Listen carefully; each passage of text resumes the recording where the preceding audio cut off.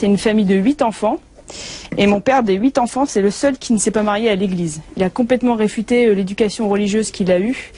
C'était, voilà, ma mère et mon père, quand ils se sont rencontrés, ils étaient, c'était vraiment des petits rebelles. Et c'était pas du tout possible de se marier à l'église.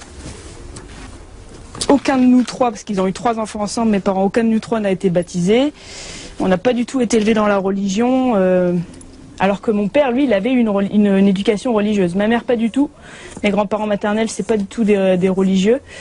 Pourtant, moi, depuis que je suis toute petite, j'y pense, je lui parle, je prie à ma manière. Je me sens reliée à lui, je me sens en connexion, mais sans avoir de dogme précis, sans avoir de religion, sans... Je me rappelle que quand j'allais en vacances chez mes grands-parents paternels, donc la famille plutôt catho, ils m'emmenaient à l'église, je posais beaucoup de questions sur Jésus, etc. Il y avait beaucoup de choses que je ne comprenais pas, parce que vous savez, la Sainte Trinité, c'est un mystère. Donc il y a des choses que je ne comprenais pas, puis qui sont complètement abstraites encore aujourd'hui. Comment penser un seul Dieu, 3 personnes? Ça veut dire que la Trinité est en même temps indivisible et inconfuse. Eh bien, c'est impensable.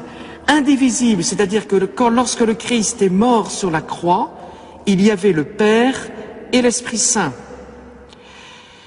Et en même temps, comment dire, c'est un seul Dieu, 3 personnes, et saint Augustin lui dit très bien, le Père n'est pas le Fils n'est pas le Père, l'Esprit Saint n'est pas le Père. Enfin, on peut comme ça combiner les 3 personnes divines. Et il est bien évident que quand je dis ça, c'est ça qui est compliqué.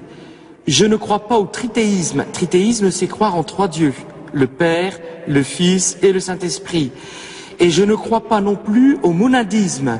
Le monadisme, c'est dire, oh, le Père, le Fils et l'Esprit Saint, c'est la même chose. On change, voilà. Mais rationnellement parlant, ben c'est pas possible de comprendre, quoi. On ne peut pas maîtriser. Et ça, je l'avoue. Donc en fait, c'est pas que je refusais Dieu, je refusais la religion, mais pas Dieu. Ce qui semble aberrant maintenant, mais je pouvais pas m'accrocher à une doctrine religieuse en fait. Ce qui m'a aussi choqué, voilà, j'ai une petite sœur qui est décédée à l'âge de 25 ans. J'étais présente quand ça s'est arrivé et ma mère voulait absolument que le prêtre vienne parce que c'est la tradition, il fallait que le prêtre vienne pour bénir le corps.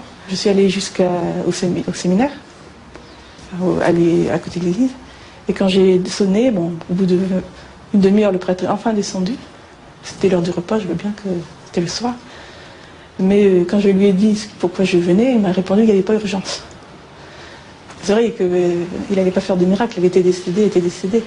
Et l'extrême onction, c'était terminé, c'était une mort brutale, donc pas de problème. Mais le problème, c'est le fait qu'il n'y avait pas urgence parce que elle était décédée. Ben, il y avait urgence peut-être pas pour ma soeur, il y avait urgence pour ma mère. En fait, je crois que c'est le clergé qui m'a un peu rebuté. Donc après, bon, ne connaissant pas du tout l'islam réellement, c'est petit à petit, en fait, à côtoyer en faculté des personnes d'origine, de confession musulmane, qui m'a poussé par curiosité, en fait. J'ai essayé de comprendre pour le comment de la chose. Alors moi je suis d'origine italienne, mes 2 parents sont italiens de la vallée d'Aos, c'est la Savoie italienne, et ils m'ont transmis la foi du charbonnier, leur catholicisme romain, et auquel j'ai adhéré jusqu'à l'âge de 28 ans.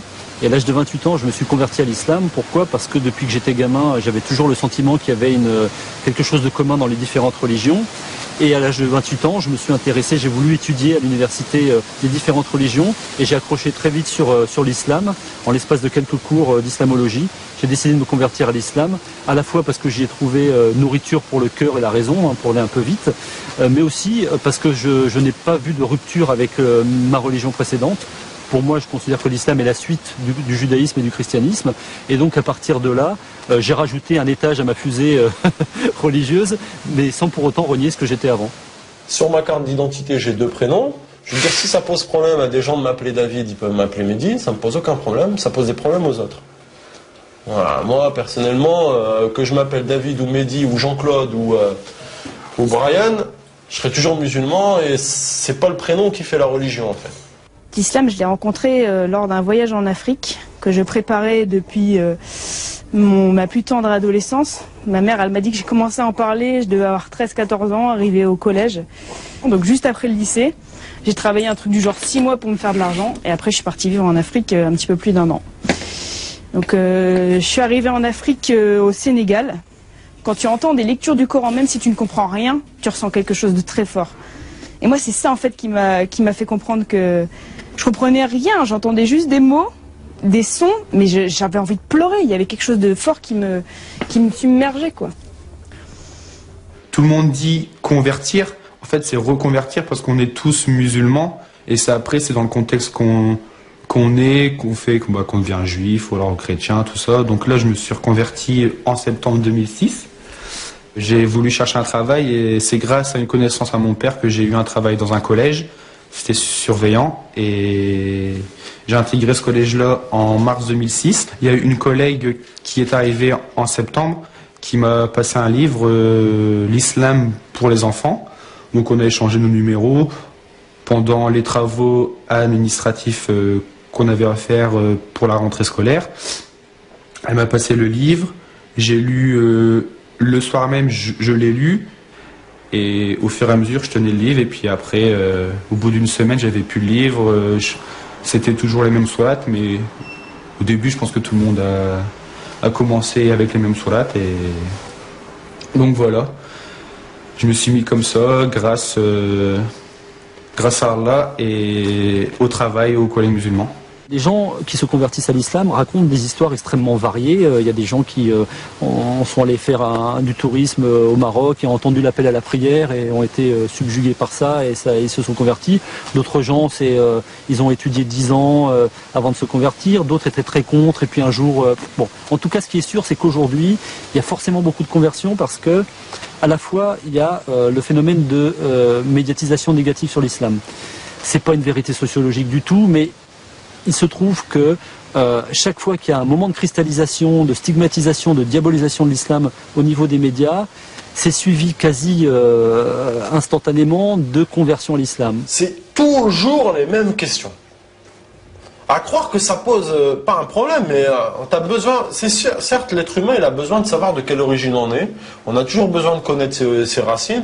On a besoin de ses racines pour vivre. C'est comme un arbre. Là, je le vois quand j'étais en stage, là.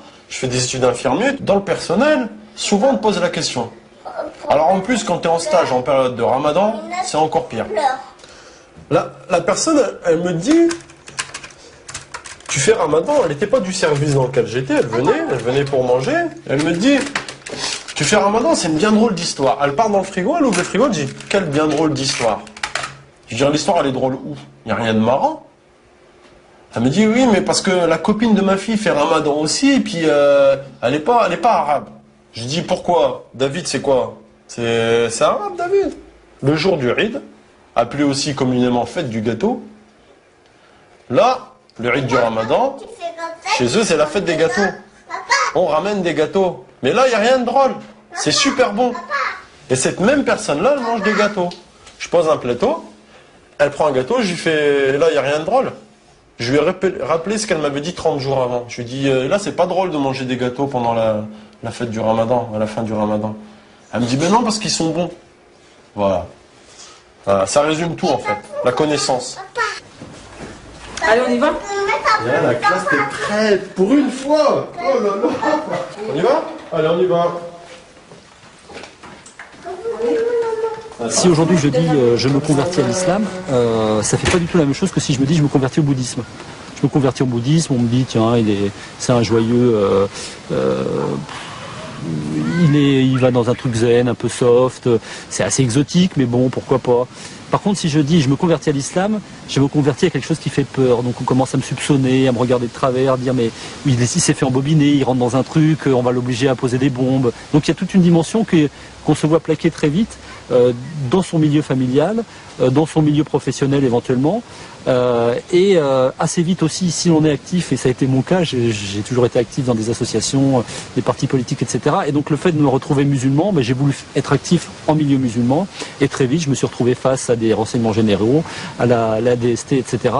Et moi qui essaye de ne pas voler un centime quand je fais ma déclaration d'impôt, je me suis retrouvé du jour au lendemain avec le sentiment que j'étais hors la loi, que j'étais quelqu'un qui faisait des choses pas bien, et c'était une curieuse impression. Et se rajouter à ça en plus, tous les discours sur l'islam en France, qui donnent le sentiment que l'islam n'est qu'une religion d'étrangers faite et vécue par des étrangers. Et donc ça m'a donné en plus le sentiment d'être une espèce de migrant culturel. Et du jour au lendemain, j'étais plus français, j'étais plus de cette culture, j'étais ailleurs, et j'étais en plus dans un ailleurs inquiétant pour mon entourage.